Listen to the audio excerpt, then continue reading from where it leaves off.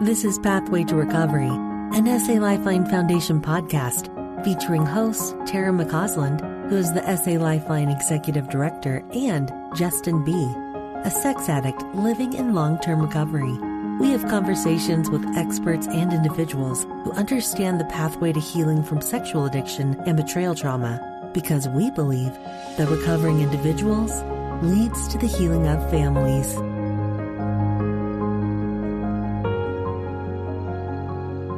Hey, a couple things before we get started with this Q&A. Just wanted to let you know that our women's workshop is coming right up April 19th and 20th in Mapleton, Utah. It's nearly full, so if you're interested in joining us, go to salifeline.org. Under events, you'll see a link there. But we're really excited. It will be a great weekend with therapist presentations, yoga and breathwork sessions, time in nature, and time connecting with like-minded women who are working to heal from the effects of betrayal trauma. So we hope to see you there. Again, that's April 19th and 20th in Mapleton, Utah. And we do have an opportunity for women to apply for a scholarship if you're interested in that. And the second announcement, we now have the 2023 SA Lifeline Conference available for you to view, now accessible through our new digital recovery library on salifeline.org. And we're really excited about this because we now have a central place where you can go and access all of our previous SA Lifeline Conference presentations. This is the first time we've ever made this available. One-stop shop for all those presentations from top experts in the field like Barbara Steffens, like Jay Stringer, Donald Hilton, Anna Lemke. And so we'd invite you to go check that out at salifeline.org. Click on the donate button and you can learn more about how you can donate to SA Lifeline and get access to this new digital recovery library. So thanks for being here with us. Now on to the show. Welcome to the Pathway to Recovery podcast. I'm your host, Tara McCausland. And hey, good to see you, Justin. Welcome. It's good to be here, Tara. It's good to see you again. Yeah. Hey, and just for our listeners, just so you know, I'm coming to you from the St. George, Utah area, and Justin's in the Spokane, Washington area. So we do this over Zoom. We interview all of our guests via Zoom. So if you ever wondered how we do this, we're not in a fancy studio. We're just over Zoom in our home offices. It's very nice and comfortable. It may not be like the professional setting, but you know what? It works. It's great. Yes, it does. Well, today we have a Q&A for you.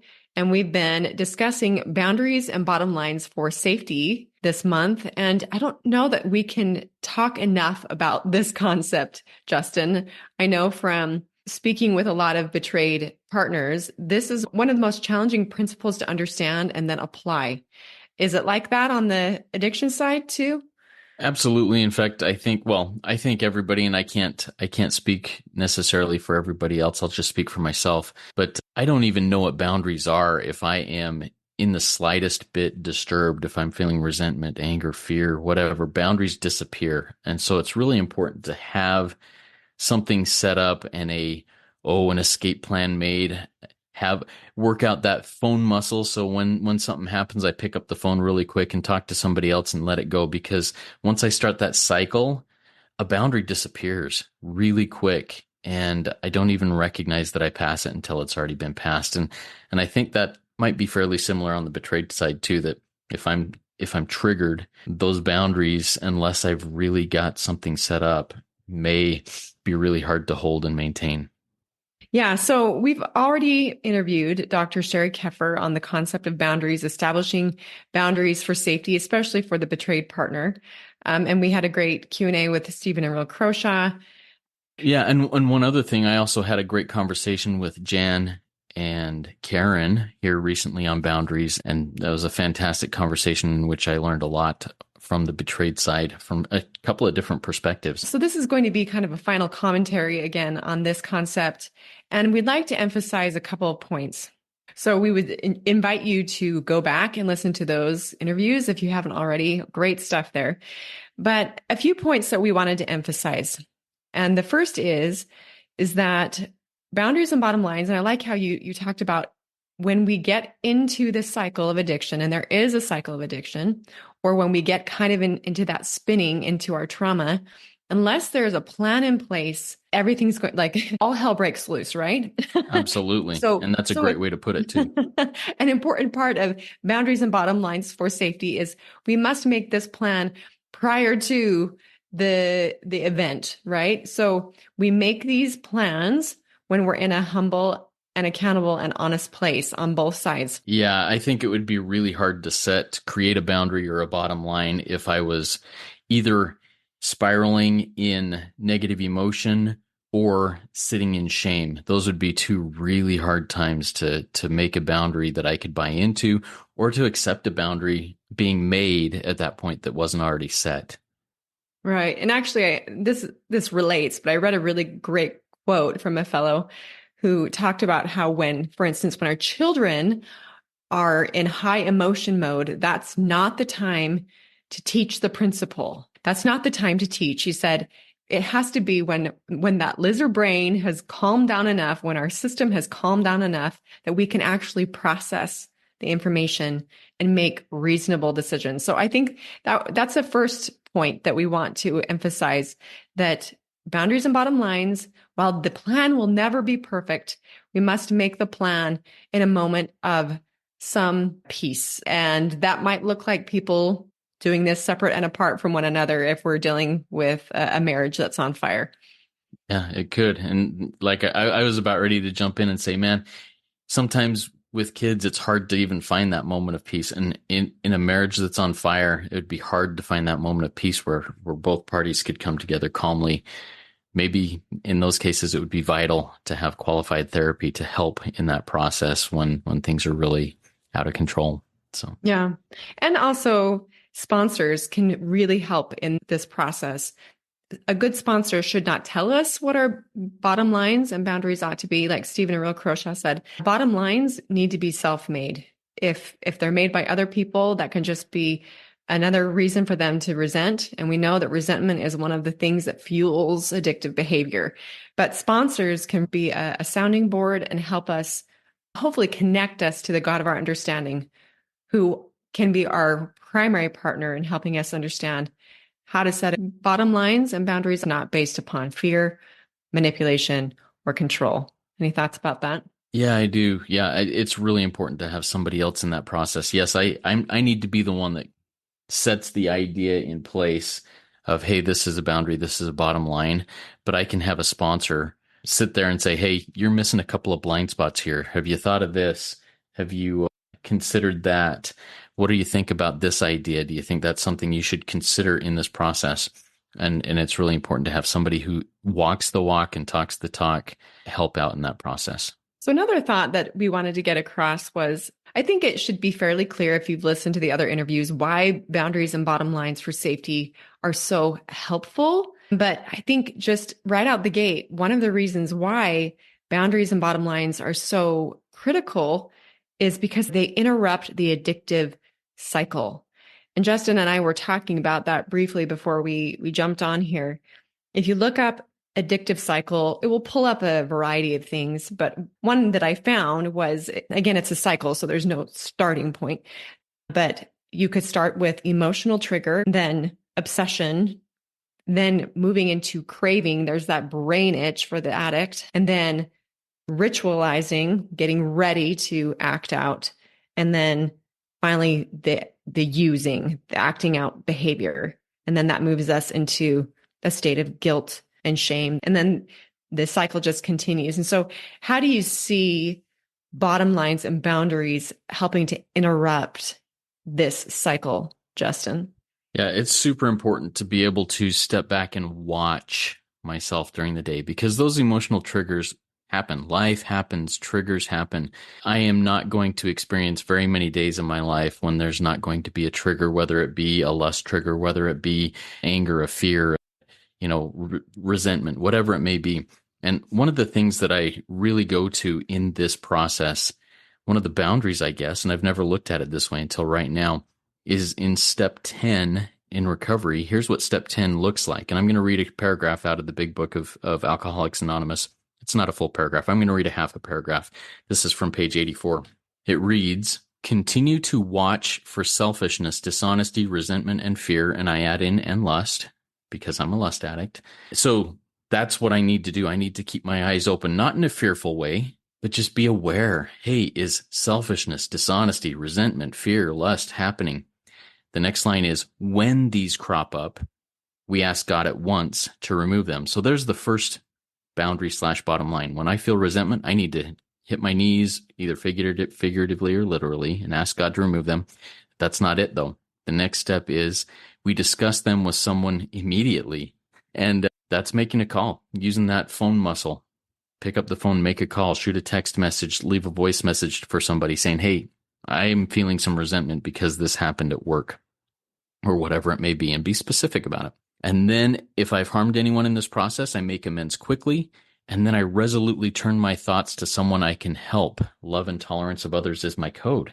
And that's basically a great way to have a boundary, a bottom line. Hey, if I'm feeling this, I do this, this, and this before it turns into the obsession, the craving, the ritualization, the acting out. I've got to nip it in the bud at the very beginning, or it's really dangerous for me. If there is a starting point, it is that emotional trigger. And you're right. We're all going to experience these at any time of the day. That we cannot live a trigger-free life. We've discussed that, right? The bottom line and the boundary will help us deal with the emotions that we will feel throughout the day. And when that plan's already in place and then we have a sponsor, it can be really hard initially to start making those phone calls, to reach out. But getting out of isolation, getting out of our own head, that's really critical on both sides for someone dealing with an addiction or someone dealing with trauma. We've got to connect. And so I really liked how you just kind of laid that out. In fact, lay that out one more time for our listeners. So if we feel the emotional trigger, what would that plan look like? Yeah, and I think this goes along with something that Real talks about often. I feel the emotional trigger. I hit my knees. And I'm specific. I say, God, my coworker just said this or just walked by wearing that, and I was triggered, whatever it may be. I tell God, this is what happened specifically. I pick up the phone, and this is one of the things for newcomers. That phone, everybody says when they come in, it's hard for me to make a phone call. Yes, it is. Mm-hmm. It is. It's hard for everybody. It's not an easy thing. I have to exercise that muscle because that phone, this little cell phone right here that weighs less than a pound, weighs 500 pounds when the crap hits the fan, to speak it bluntly, But if I exercise that muscle, it becomes easier. So I pick up the phone. I call my sponsor. I call somebody else in recovery. I call my friend, my neighbor that is a confidant, and I can just say, hey, I just wanted to let you know what's going on here, what I'm feeling. And that way it's not a secret anymore and it loses its power. In that process, then, if I've caused harm to anybody, I need to make amends quickly, whether that's verbally or in action. It's better in action to make amends. And then I turn my thoughts resolutely to being of service to someone else, whether it's the person that I'm triggered by or whether it's to anybody else. Turn my thoughts so it's off of me and I'm no longer looking down at myself and saying, I'm so angry at me. They made me feel this way. It becomes, okay, how can I be of service? And that's the process. And that's partly the surrender process. And we did briefly talk about that in a Q&A in December, but we're going to go over that again moving forward because guess what? We're actually changing the recovery puzzle, and we decided that we needed to add the action piece of surrender to the recovery puzzle. So look out for that in the coming months. We're excited about that. Well, so the final piece that I wanted to suggest in this conversation, because this is supposed to be a shorter Q&A, is this concept of commitment. As human beings, change is hard. It just is. We all know that. That's why most of our New Year's resolutions go out the door, within a week because change is hard. Yep. And it's especially hard when we're dealing with addiction. There's a reason why people can't shake addiction simply by, sheer willpower or even with a coach, because it has changed the brain. And so the boundaries and bottom lines, again, they're so powerful because they interrupt the cycle. But I think that we ought to be hopeful that as we step into a lifestyle of setting boundaries and bottom lines, understand that our brain is very good at healing itself and that it will learn over time that this is how we now deal with life. And as we exercise the commitment muscle, I used to be a life coach and I would talk to people about exercising our commitment muscles. If we never exercise them, of course, they're going to get weak and we won't have the ability to follow through. But every effort that we make to be committed to these boundaries and bottom lines will strengthen our ability to move forward in a positive way. So do you have any thoughts about that? Any words of encouragement for someone that's trying to get onto this path of setting boundaries and bottom lines, but feels discouraged or overwhelmed by it? There's an image that came to my mind that I've never thought of before. I, as an addict, have hardwired my brain through decades of acting out to where when this happens, the flow of chemicals goes this way no matter what. It's just going to happen because that groove is so deep in there. The flow is going to happen that way. And a boundary is setting up a dam. It's building a dam. And at first, it's probably just going to be a few shovelfuls of dirt in there. And when that flow of water hits it, it might build up for a second and then it's going to blow through. I need to keep putting dirt in. It's not just, hey, today I'm going to put one shovel of dirt. No, it's today I'm going to keep shoveling the whole day. And then once it gets to a point, I'm going to pour concrete on it. I'm going to reinforce it with rebar. I'm going to build a secondary dam so that when that hits, it goes a different direction. And in that process, I'm building other tributaries of healthy reactions. Hey, instead of going down this path of acting out, I'm going to make a phone call. I'm going to serve someone, or I'm going to take a walk, whatever it may be, something that's healthy rather than what it is. And eventually that dam will be strong enough, not that it will never break, but it'll be strong enough to where it's not the automatic pressure point. The automatic pressure point goes somewhere else that is hopefully a little bit less damaging. Does that answer that question? It was just an idea and a visual that came to my mind when you were talking. Yeah, I think that works really nicely. Just be committed to the process and recognize that as we're building that dam, it will take time. But if we are committed to the time and the process, and we have the willing heart, the humble, honest, willing heart to keep moving in that direction, I believe that we'll see the fruits of our labors, which are greater confidence in ourselves, because we know we can say we'll do something and follow through. We'll see the fruit of building trust again in our relationships, in our marriage, with our children. And we'll see that living a life of recovery is possible. So there's our final encouragement and commentary on boundaries and bottom lines. I'm sure we'll come back to this again and again. But this is so important, and we just want you to know it's worth every effort. So keep moving forward in your recovery. Don't get discouraged. There's hope. There's healing ahead. There is. Thank you, Tara. Thank you for being here with us today, listeners. We'll catch you next time. Thanks for joining us. We invite you to subscribe to this podcast so that you don't miss new episodes. And while you're at it, will you please leave us a 5-star rating and review to help us spread the good news that healing from sexual addiction and betrayal trauma is possible. We invite individuals who are struggling to join our virtual or in-person trauma-sensitive 12-step meetings. Meeting times and locations can be found at sal12step.org. You can find quality education at salifeline.org. And we hope that you will follow us on Instagram and Facebook. SA Lifeline is a 501c3 nonprofit organization, and we welcome donations. SA Lifeline, come heal with us.